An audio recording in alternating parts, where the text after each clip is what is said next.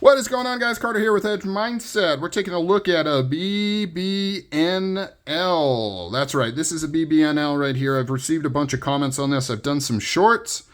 And, one of the most common comment is like, whoa, wait, is that the North Mountain Blade collaboration? It looks a lot like it, but I don't know. I think it might be different. So I want to do a video talking about it, kind of showing this off, discussing it, as well as comparing it to the North Mountain Blade collaboration. So, yeah, fun stuff. All right, here we go. So, BBNM, BBNL.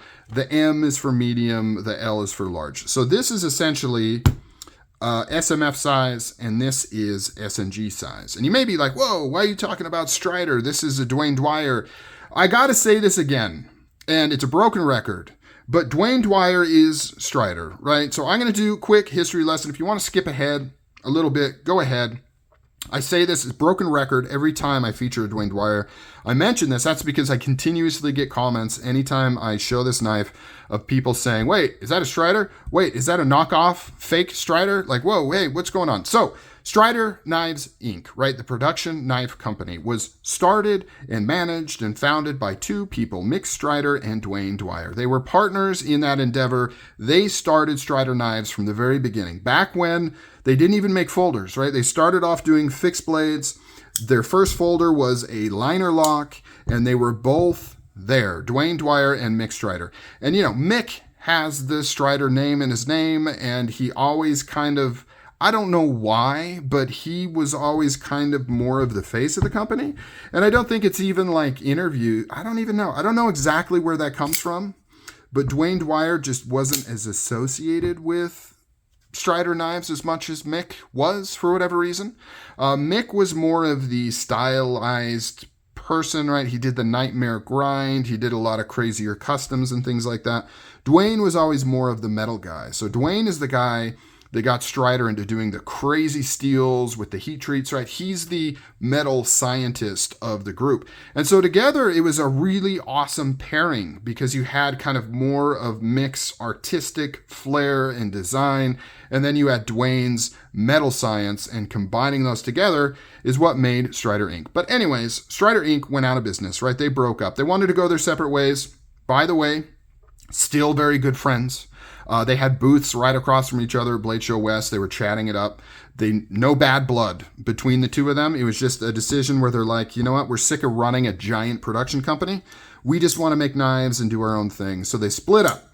So Duane went and did Duane Custom Goods. Mick went and did Mick Strider Custom Knives. Now, Mick kind of took along with him the production IP, I guess. I don't know what that looks like from a business relationship standpoint, but Mick kind of carried the mantle of making the old school knives in the old school Strider way as a production knife, as well as continuing to make his custom knives. Duane just focused on his custom knives.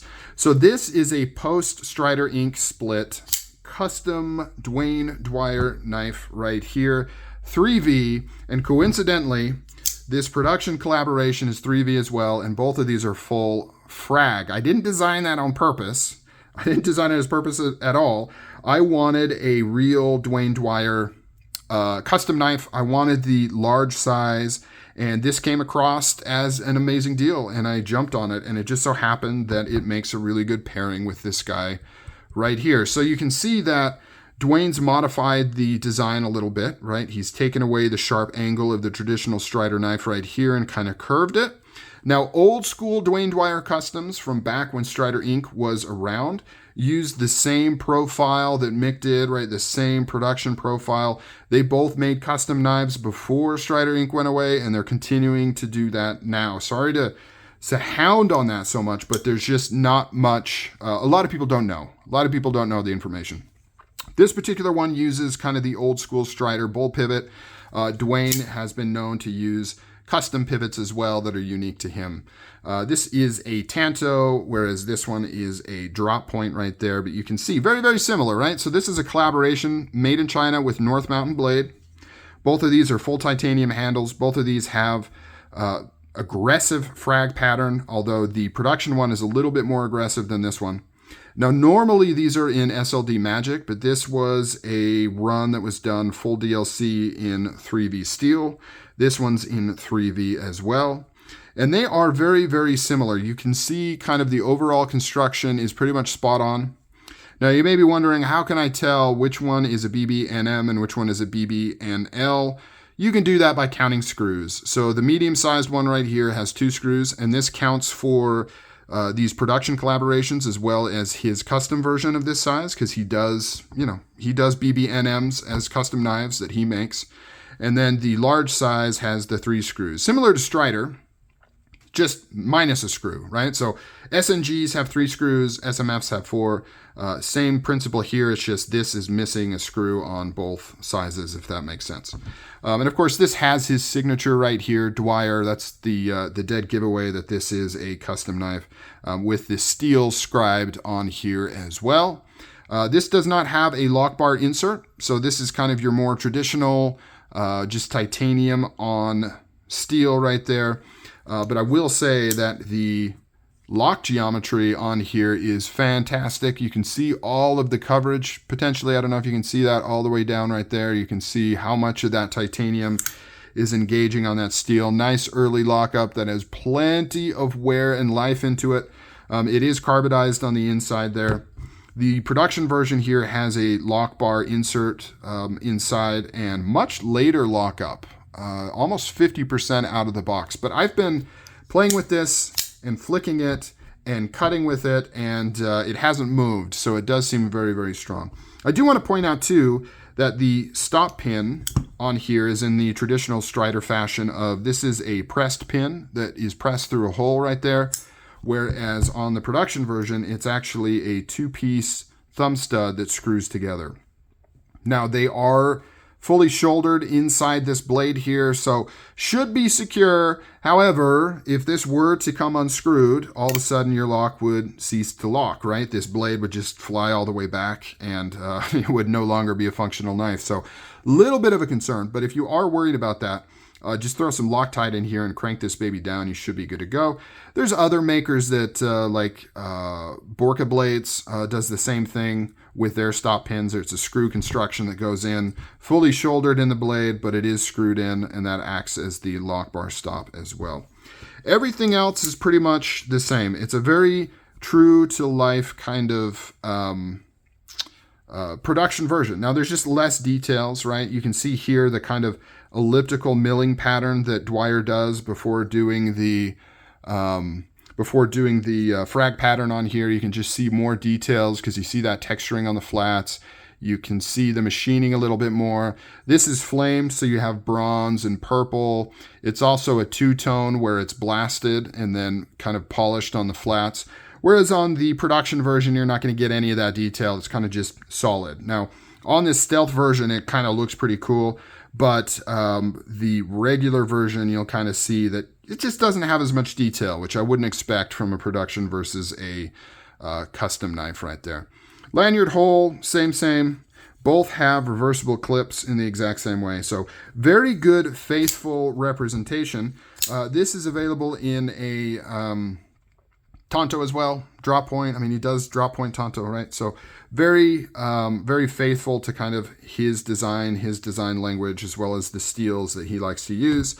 I would trust the heat treat on the actual Dwyer more than the production version, but I'm sure this is more than capable. I'm not saying there's any issues here. I just know that Duane, like I said, is a metal and steel fanatic. That's like his big thing, is understanding that chemistry. And so I really trust kind of what he would put in his knife. This is a killer, absolute killer knife right here. One other thing I want to point out, neither one of these have lightning holes or anything on the scale, so they're just full titanium, this one included. Duane does have a little bit, I mean, based on the ones I've handled, his stuff is a little more refined than what you're going to see out of Mick Strider stuff.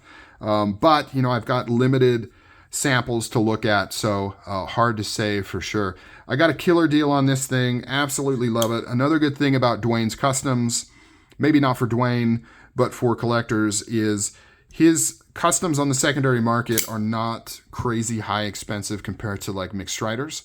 In fact, you're going to pay less for a pre-owned custom knife than you would direct from him, which is unusual. Usually, like knife makers, you're going to pay more on the secondary. Well, a lot of the time, you're going to pay more on the secondary market than direct from the maker. But with Duane's stuff, that's usually not the case. However, you don't see these as often either. So it's kind of one of those mixed bag things. Like these are not all over the place. And if you really, really want one, you are going to pay that higher price. If you want to go to like eBay or Blade Binge or something, they have these available, but you're going to be paying like a little over direct price from Duane. But if you pay attention and look on the secondary market and all the forums, you can pick these up for a killer deal. I think I got this one for like $900 from a buddy. Really kind of hooked me up on it.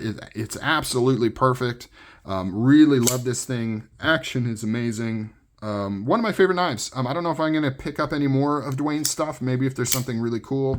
But for now, it kind of fills my, what I'm looking for from Duane Dwyer. So comment down below. What do you think between these two knives? I'm curious to see what your opinion is.